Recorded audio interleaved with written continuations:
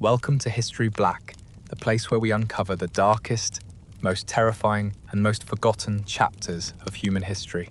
If you are fascinated by true stories of power, betrayal, cruelty, and the hidden horrors behind empires, then this channel is for you. Before we begin, make sure to subscribe to History Black, turn on the notification bell, and share this video with someone who loves dark historical stories. Every like, every comment, and every share helps bring these buried stories back into the light. Because some parts of history were not meant to be forgotten. They were meant to warn us. And tonight, we begin with one of the most disturbing rulers the ancient world ever produced. A man who did not simply rule Rome, he turned Rome into a machine of fear. His name was Caligula, and what he did was so horrifying that 2,000 years later, we are still asking the same question. How could one human being create this much psychological terror? Now imagine this. You are sitting at an imperial banquet. Your wife is beside you. Around you, dozens of Rome's most powerful senators sit in silence, their wine cups trembling in their hands. Then the most powerful man on earth stands up. He walks slowly between the tables. He stops in front of your wife. He looks at her the way a man might inspect an animal he is thinking of buying. He does not ask your permission. He does not even look at you. He simply takes her hand and leads her away. And you do nothing. You cannot move. You cannot speak. You cannot even let your face show what you are feeling. Because if you object, you die. If you show anger, she dies. And if the emperor is in the wrong mood, your children may die too. 20 minutes pass, maybe 30. But to you, it feels like 20 years. Then the door opens. He brings her back. But he does not leave. He sits down. He pours himself wine. And in front of every senator, every friend, every rival, every man who will look at you tomorrow and know exactly what happened, he begins to describe what took place in that room, coldly, calmly, with a cruelty so precise it barely sounds human. Your colleagues stare down at their plates. Your wife stares at nothing. And you have to smile, you have to nod, you have to thank him, because the alternative is watching your entire family die. This was not random madness. This was a system. A machine designed with surgical precision to destroy the human soul. And the man who built that machine had learned everything he knew by watching his own family get destroyed by the emperor before him. His name was Caligula, and what he did to Rome was so disturbing, so systematic, and so psychologically brutal that even today, historians still struggle to understand how a single man could turn an entire empire into an instrument of personal terror. But before we talk about the 5 acts of Caligula's machine, you need to understand one thing. He was not born a monster, he was manufactured, and the process began when he was only 7 years old. Picture this, the year is 14 AD. A little boy, maybe 6 or 7, is running through a Roman military camp. He is wearing a miniature legionary uniform, complete with tiny armor and small red boots. The soldiers around him are hardened men, warriors who have conquered half the known world. But when they see this child, they laugh, they pick him up, they toss him into the air. They call him Caligula Little Boots. He is the son of Germanicus, the most beloved Roman general since Julius Caesar. The army worships his father, and they adore this child. To them, little Caligula is a mascot, a good luck charm. Wherever Germanicus goes, the boy follows, and the soldiers truly believe this child brings them victory. So Caligula grows up believing he is untouchable, loved, protected, surrounded by the most powerful army on earth. He has no idea what is coming. 1 year later, his father dies. The official story is sudden illness. The whispered story is poison. And many believe the order came from someone close to the emperor. Maybe from the emperor himself. Caligula is only 8 years old when the machine begins destroying his family. His mother is dragged from their home and accused of treason. His oldest brother is arrested, imprisoned, and starved until desperation drives him to try to eat the stuffing from his mattress. His second brother is exiled to an island, where guards torture him until he finally smashes his own head against the walls to end it. One by one, they are erased, and young Caligula watches all of it happen. By the time he is 19, he is the last one left, the sole survivor of his bloodline. Then the summons comes. Emperor Tiberius wants to see him. Capri, a beautiful island off the coast of Italy. But Tiberius has turned it into his private fortress. Far from Rome, far from the Senate, far from anyone who might object to what he does behind closed doors. Ancient historians like Suetonius and Tacitus describe Capri as a house of horrors. Tiberius has become paranoid, depraved, surrounded by astrologers, flatterers, and men willing to laugh at anything as long as it keeps them alive. And into this world walks teenage Caligula. He knows Tiberius destroyed his family. Everyone knows, but he cannot show it. Not one wrong look, not one moment of grief, not one flash of anger, because if he slips, he dies. So Caligula does not just survive, he masters survival. Suetonius would later write something chilling about him. There was never a better servant or a worse master. Caligula learns to bury everything human inside himself. He watches, he studies. He becomes exactly what Tiberius wants him to be. Obedient, entertaining, harmless. For 6 years, he plays the role perfectly. Then, in 37 AD, Tiberius dies. Some say he died naturally. Others say Caligula smothered him with a pillow. Either way, the young hostage is now the most powerful man on earth. Rome celebrates. The people think they are getting the son of beloved Germanicus. They have no idea.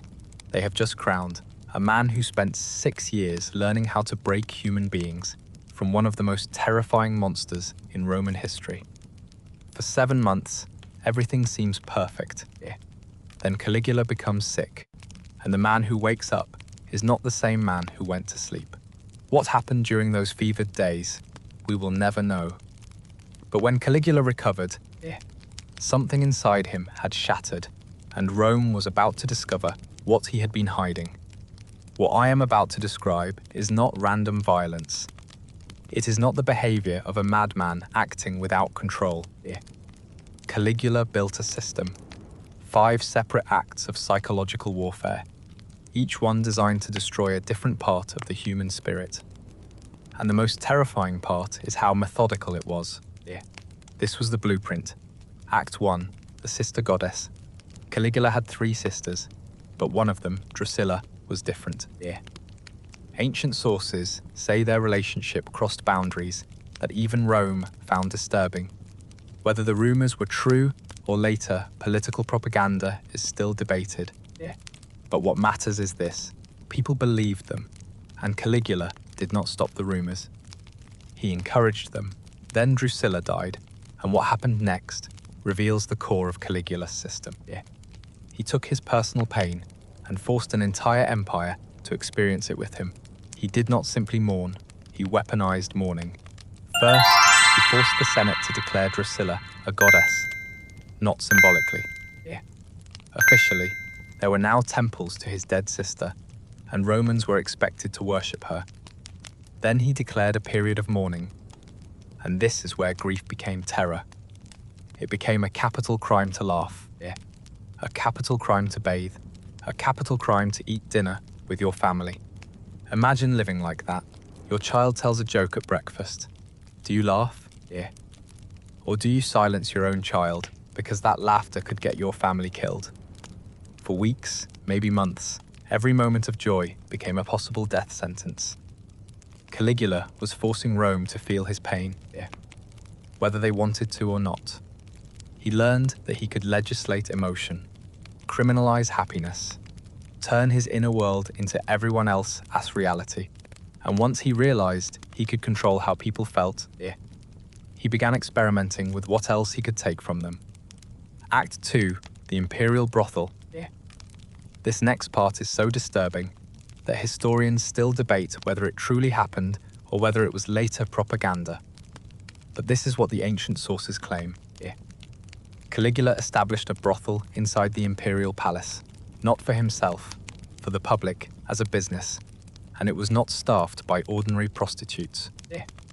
It was staffed by the sons and daughters of Rome's noble families, the children of senators, the families who governed provinces, commanded legions, and carried names that stretched back for centuries.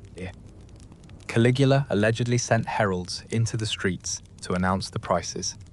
Different rates for married women, different rates for unmarried women, special rates for virgins from senatorial families. And here is the detail that makes it especially cruel. He reportedly kept ledgers, names, dates, transactions, the cold bureaucracy of human degradation. Think about what that does to a Roman nobleman. His entire identity is built on family honor. His lineage is everything. His name means something. And now his daughter is being advertised in the streets like property. And somewhere in the palace, a record of her humiliation is being kept. He can do nothing, because resistance means death. Caligula was not only taking bodies, he was taking the thing the Roman aristocracy valued more than life itself. Reputation, legacy, the family name. But he was still not finished because he realized something. Public humiliation is powerful, but private humiliation with public witnesses is even more devastating. Act 3, the banquet of predation. Return to the banquet. You are sitting beside your wife. Around you are senators and their wives. Everyone is drinking wine that tastes like fear. Caligula stands. The room goes silent. He walks slowly between the tables, studying the women. His eyes are cold, clinical, evaluating. Then he stops at your table. He looks at your wife. He studies her body, her face, her hair, as if she is an object. He does not ask permission. He does not acknowledge you. He simply takes her hand and leads her away. You sit there. The man beside you stares into his cup. Everyone pretends this is not happening. Because everyone knows the rules. If you stand up, you die. If you protest, she dies. If you show emotion, your children may die. So you sit, you drink, you wait. 20 minutes 30. The conversation around you is brittle and fake. Someone tries to make a joke. It dies in the air. Then Caligula returns. Your wife sits down. She will not look at you. And then Caligula sits down too. He does not leave. He stays. And in front of everyone, your friends, your colleagues, your rivals, he begins to describe what happened. Calmly, coldly, he makes comments. He compares her to other senators' wives. He turns your humiliation into entertainment, and you must smile. You must laugh at his jokes. You must nod as if everything is normal, as if nothing inside you has been destroyed. He is not only violating your wife, he is destroying you. Everything that makes you a man in Roman society, your authority, your dignity, your ability to protect your family, he takes it from you, in front of everyone who matters. And tomorrow, you have to come back. You have to smile at those same people. You have to pretend it never happened, while everyone knows exactly what happened. That was the genius of the machine. Caligula was not just destroying individuals. He was destroying the social fabric itself. He made everyone a witness to everyone else's humiliation. He made silence into complicity, but that was only Act 3. What came next was worse, because Caligula realized there was one bond even stronger than marriage. The bond between parent and child. Act 4. The father who was not allowed to grieve. This part is almost unbearable. Caligula began executing people, not for treason, not for crimes. Sometimes simply because he was bored, or annoyed, or because he wanted to see what would happen. And then he developed a new ritual. If he executed a man's son, the father had to watch, not from a distance, up close, front row. But what turned this from cruelty into systematic torture was what happened afterward. Suetonius records a specific incident. A father is forced to watch his son executed. Immediately after, Caligula orders the man brought to the imperial palace for dinner. That night, the son's body is barely cold. The father sits at Caligula's table, and Caligula watches him. Just watches. Studying his face like a scientist, studying an experiment. Will the father cry? Will he tremble? Will he show pain? Because if he does, then Caligula knows he has not broken him completely. There is still something human left to destroy. So the father sits there, eating food he cannot taste, making conversation he cannot hear, while his son's body grows cold somewhere outside. And the man who ordered the killing studies his face for entertainment. Caligula did not only take the child, he took the father's right to grieve. He turned the deepest human bond into a source of terror. Because now, if you loved someone, that love could be used against you. The more you cared, the more vulnerable you were. The more you loved, the more power Caligula had to hurt you. He made love itself dangerous, but the machine had one fatal flaw. While Caligula was destroying senators and nobles, men trained to endure humiliation, men who understood politics, men who could convince themselves that survival was worth the price, he made one crucial mistake. He aimed his casual cruelty at the wrong person, a soldier final act, the wrong man. His name was Cassius Chaerea. He was a senior officer in the Praetorian Guard, the Emperor's personal bodyguards. These were not ordinary men. They were elite, armed, trained, deadly, and they stood only inches from Caligula every single day. Chaerea had one physical trait that Caligula found endlessly amusing. His voice was high-pitched, and Caligula, true to form, could not let it go. Every day brought a new insult, a new joke, a new humiliation.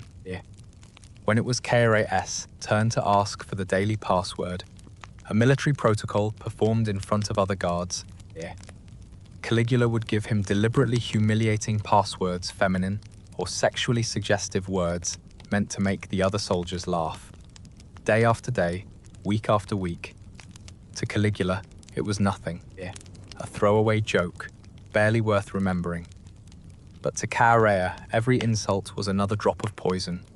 Caligula had made a fatal miscalculation. Senators could be humiliated because they wanted to live. They had children, estates, legacies, and families to protect. They could rationalize survival.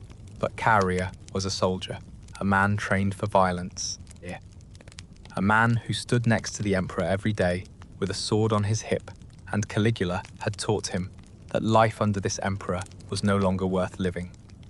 Caligula had become so confident in his system, so certain that fear would always win, that he forgot the oldest rule of predators.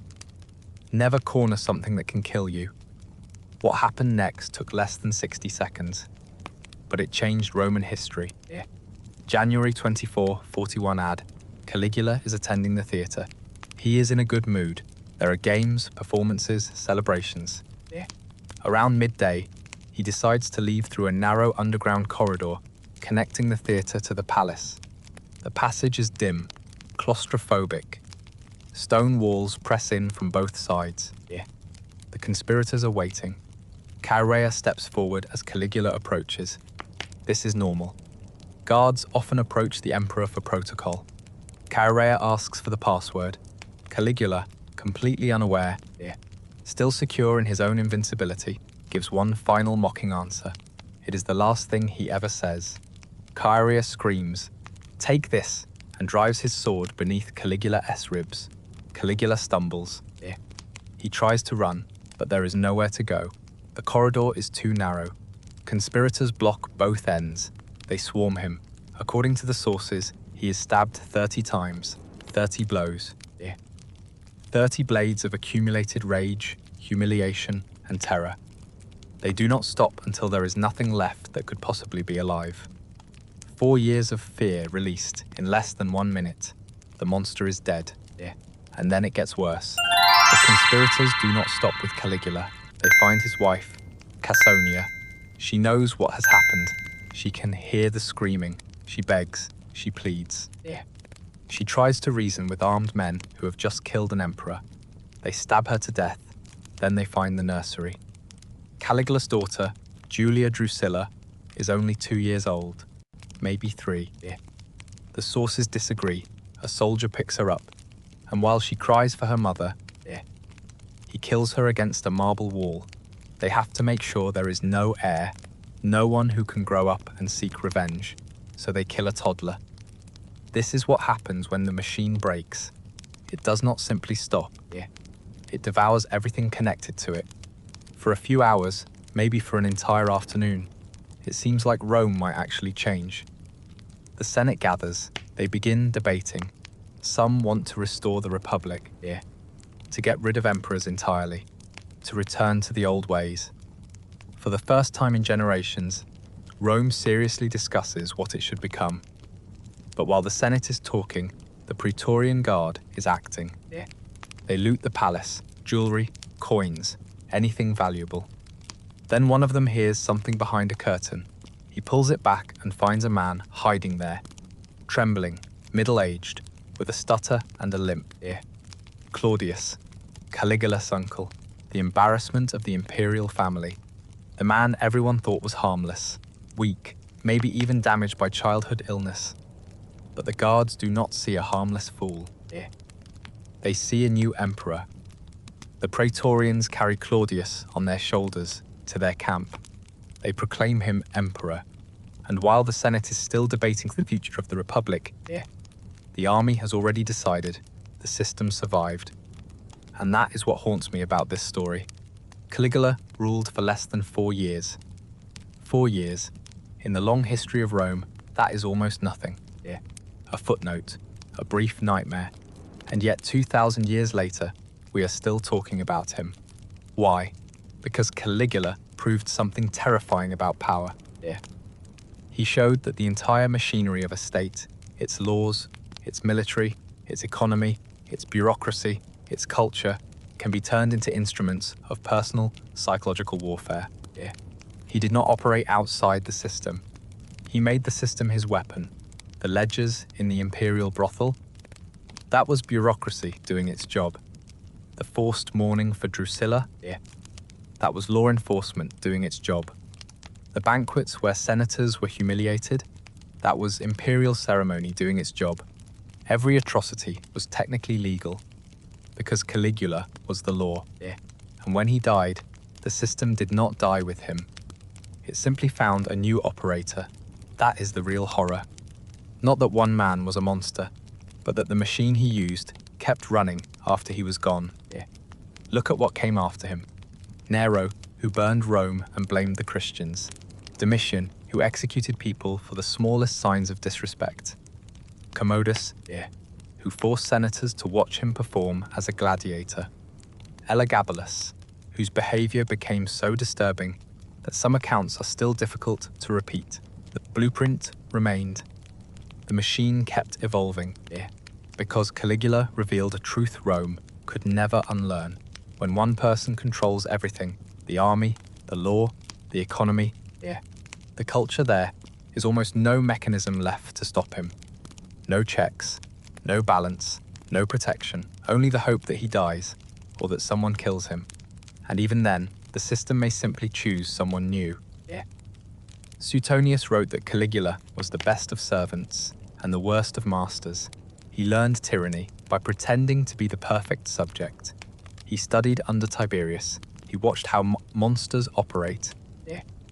He learned every technique, every psychological tool, every way to break a person without killing them. And then he perfected it. That is the warning. The greatest threats do not always announce themselves. They learn, they adapt, they wear the mask of loyalty until they no longer need it. And there is one more thing.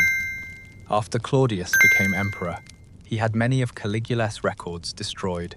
The ledgers, the letters, the documents, burned. The histories we still have were written decades later by men like Suetonius and Tacitus, working from memory, rumor, and surviving fragments. Which means everything you just heard, the 5 acts, the terror machine, the system of humiliation, is only what survived the purge. Imagine what was lost. Imagine what was so disturbing that even in an empire that crucified thousands, and fed people to lions, they decided it had to be erased from history. Caligula ruled for 3 years, 9 months, and 8 days. In that short time, he built a machine that showed future tyrants how to break human beings systematically, psychologically, and completely, and the blueprint never truly disappeared. It is still out there, which leaves us with one final question. If a machine like that could be built once, what guarantees it can never be built again? This is History Black. If this story shocked you, disturbed you, or made you think differently about the dangers of absolute power, then subscribe to the channel, like this video, and share it with someone who needs to hear this story. Because history is not just about the past. Sometimes it is a warning from the dead.